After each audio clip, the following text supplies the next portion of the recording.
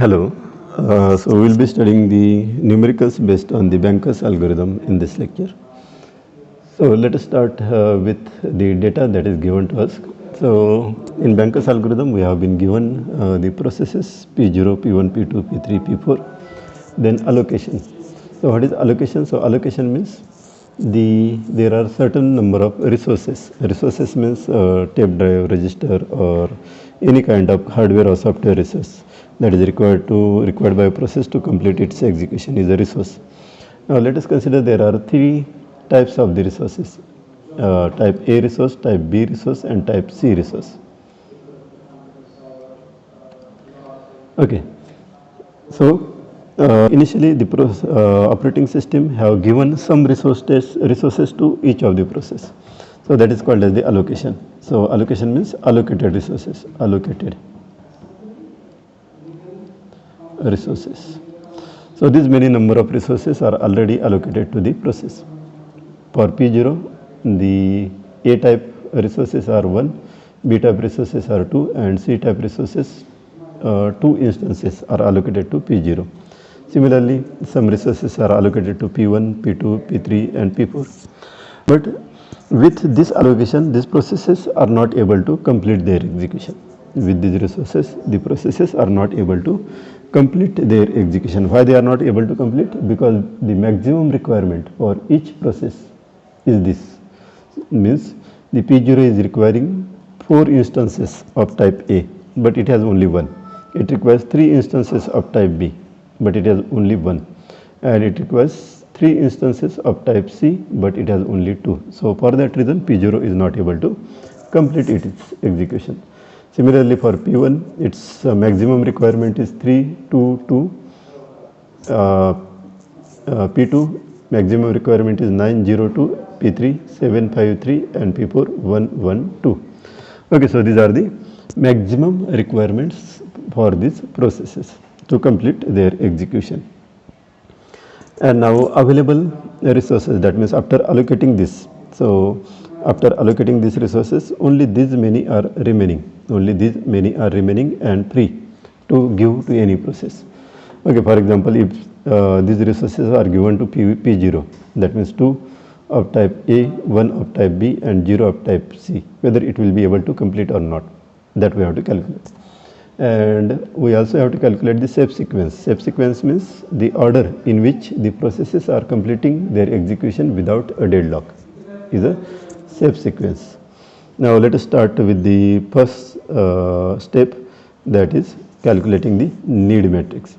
So you have to calculate first the need matrix. So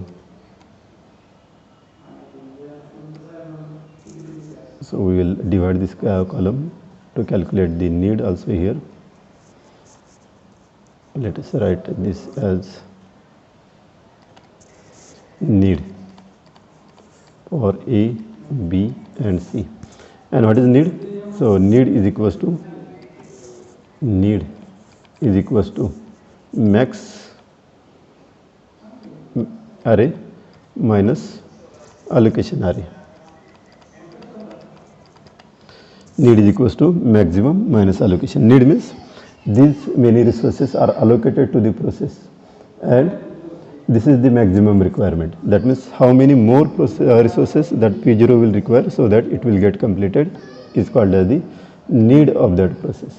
So need for this process is maximum minus allocation. So what is the maximum? A type 4. 4 minus 1 will be 3. 4 minus 1 will be 3 here. So it is a 3 for A. Then 3 minus 1 is 2, and 3 minus 2 is 1. So the first need is 3, 2, 1.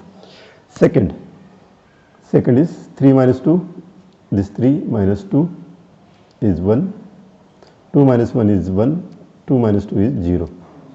3, 2, 2 minus 2, 1, 2 is 1, 1, 0.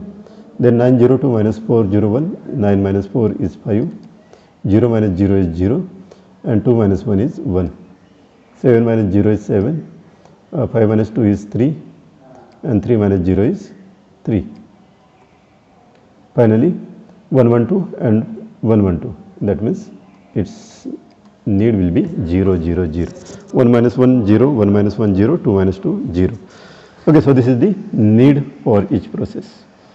And for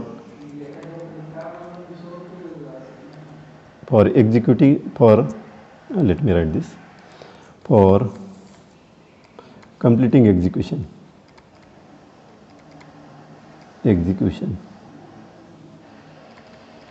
of any process,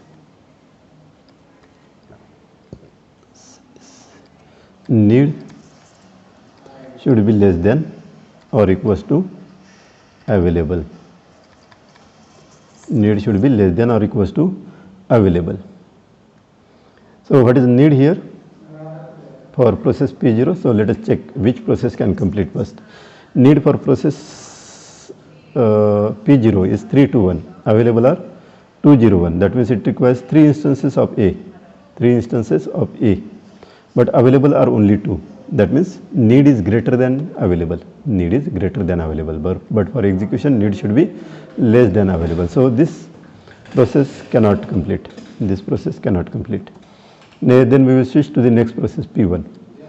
Now its need is 1, 1 and 0 and available are 2, 1 and 0. So it requires 1 instance of A, available are 2. It requires 1 instance of B, available are 1. And it requires 0 instances of C and available are 0. That means this process can complete its execution.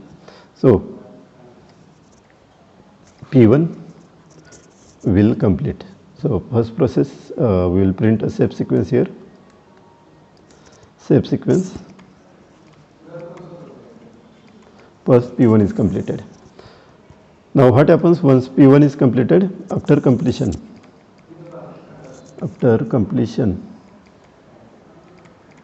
of P1, its allocated resources will be free. Allocated resources becomes free.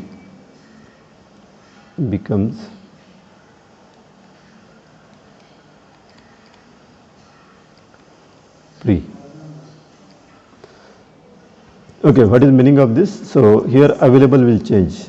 Available will change to initial available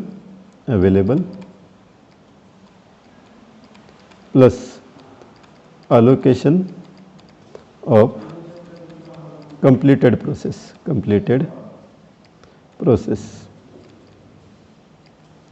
So P1 is completed. So its initially allocated resources are 212. Initially allocated resources are 212. Now this 212 will be added into the available 212. So this will become equals to 2 plus 2 4, 1 plus 1 2 and 0 plus 2 2. So now available are this new available are 4 2 2. Okay, now we will go to the next process. So as the P1 is completed, so we have added these resources here. Now available are 4 2 2. Then again we will check the need of process P0. The need now we are at process P0. So need of process P0 is 3 2 and 1. Available are 4 2 2. So 3 required, 4 available, 2 required, 2 available, 1 required, 2 available. That means need is less than or equals to available. That means we can complete a process P0 here. We can complete a process P0 here. So P0 will complete. Then we will add it to the shape sequence. After P1, P0 completes. And once P0 completes, what will happen? The resources those were given to process P0 will be now free. So these resources we will be adding. These resources will be adding to the available. So this 1 2 2 will be added with 4 2 2. So this will become equals to 5 4 and 4. Okay, now we have resources 5 4 4. So again we will go to process P2. So when we go to process P2, the available resources are 5 4 4 and need is 5 0 1. Need is 5 0 and 1. So 5 required, 5 are available, 0 required, 4 available, 1 required, 4 available. That means need is less than or equals to available. So we can complete P2 also. We can complete P2 also. So P2 will get completed here. So we will update this step sequence. Next executed is P2. And what will happen after completion of P2? The resources those were given to P2, these resources will be now added to available. So 4, 0 and 1. So available will change to 5 plus 4, 9, 4 and 5. So these are the available resources now, 9, 4 and 5. So we have completed P0, P1, P2. Now we will check the need of P3. So need of P3 is 7, 3, 3 and available are 9, 4, 5. That means this also will get completed. This also will get completed. Its resources will be added to the available list. So 0, 2, 0 will be added here. New available will change to 9, 6 and 5. We will update this step sequence as P1, P0, P2, P3 and finally P4 will get completed. Check whether it is getting completed. Yes, it is getting completed because required resources for P4 are only 0, 0, 0. That means this can be completed and its allocated resources will be added to the available. So this 1, 1, 1, 1, 2 will be added here. Let me write in different color. So 1, 1, 2 will be added here and the total will become finally 9 plus 1, 10, 6 plus 1, 7, 5 plus 2, 7, 10, 7, 7. And in this way the process will complete its execution. So this particular system shown in the example is in the safe state. Why in the safe state? Because we are completing the processes, each process without having any discrepancy about the resources or without having any problem or without having any limitation of the resources. We are completing all the processes. So finally we are getting the step sequence as P1, P0, P2, P3 and P4.